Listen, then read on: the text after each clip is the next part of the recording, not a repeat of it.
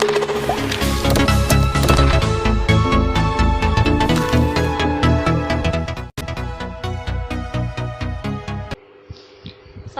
warahmatullahi wabarakatuh. Salam sejahtera untuk kita semua. Perkenalkan, nama saya Dusepta Alflaningrum dari 12 Perhotelan 2. Pada kesempatan kali ini, saya akan mempresentasikan ujian praktik bahasa Indonesia mengenai artikel opini yang bertema penegakan hukum di Indonesia. Sebelum kita bahas, kalian mengerti tidak sih apa itu hukum?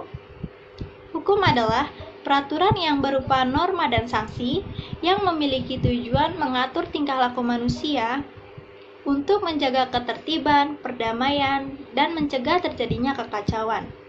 Seperti yang kita ketahui bahwa negara Indonesia merupakan negara hukum yang senantiasa mengutamakan hukum sebagai landasan dalam menyeluruh aktivitas negara dan masyarakat, yang tercantum secara tertulis pada pasal 1 ayat 3 Undang-Undang Dasar 1945 hasil amandemen. Dimanapun juga, suatu negara menginginkan penegakan hukum dan hukum yang adil, tegas, dan bukan tebang pilih. Tidak ada sebuah sabotase, diskriminasi, dan pengistimewaan dalam menangani setiap kasus-kasus yang terjadi, baik pidana maupun perdata. Lalu bagaimana dengan penegakan hukum itu sendiri? Menurut Dr. Artijo Alkostar, penegakan hukum merupakan kewibawaan suatu negara. Apabila penegakan hukum di suatu negara tidak bisa diciptakan, maka kewibawaan suatu negara pun akan runtuh. Bagaimana kondisi penegakan hukum Indonesia saat ini? Penegakan hukum di Indonesia saat ini sangatlah memprihatinkan, terutama pada tindak pidana korupsi yang bersifat sistematik dan memunculkan banyak ketidakadilan bagi masyarakat. Seperti istilah di atas, runcing ke bawah, tumpul ke atas. Itulah yang menggambarkan kondisi penegakan hukum Indonesia saat ini. Apakah kalian semua merasakannya? Apakah kita semua melihatnya? Saya yakin kita semua pasti melihat dan merasakan itu semua terjadi.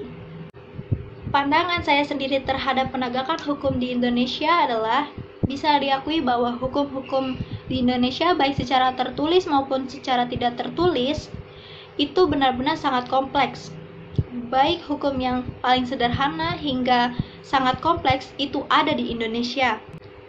Namun, menurut pendapat saya, sangat disayangkan bahwa penegakan hukum di Indonesia tidak sebaik dalam penerapannya. Bukan dari hukum yang kekurangan secara kualitas dan kuantitasnya, melainkan ada beberapa aparat yang menyalahgunakan fungsi dan kewenangannya yang ada.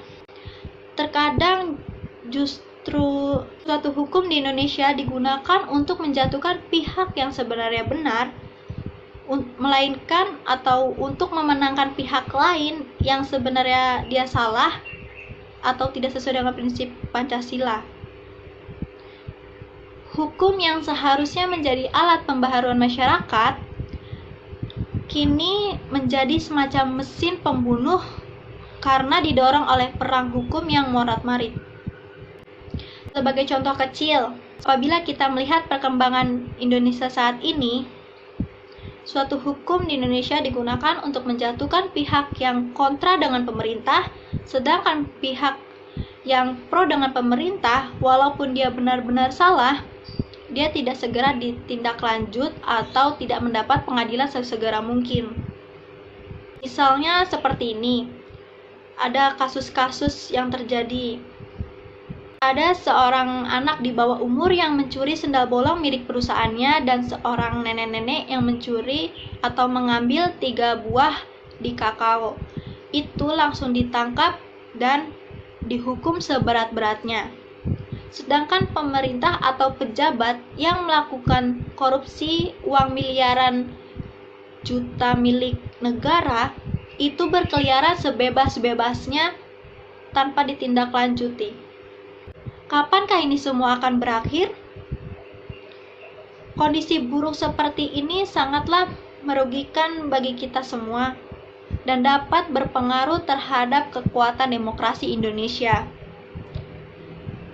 Jika keadilan terus-menerus dihindari, maka pertahanan dan keamanan bangsa akan menjadi taruhannya. Jadi, ketidakadilan atau kegagalan dalam mewujudkan keadilan dalam hukum itu merupakan salah satu titik problem di masyarakat dan harus ditangani.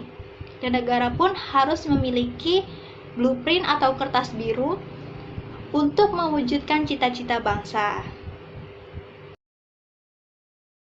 Bangkitlah penegakan hukum negeriku Indonesia, karena kami anak-anak bangsa Indonesia yang cinta negeri kami, dan kami siap melawan penjajahan model baru terhadap penegakan hukum Indonesia. Sekian dari saya, mohon maaf apabila ada kesalahan kata.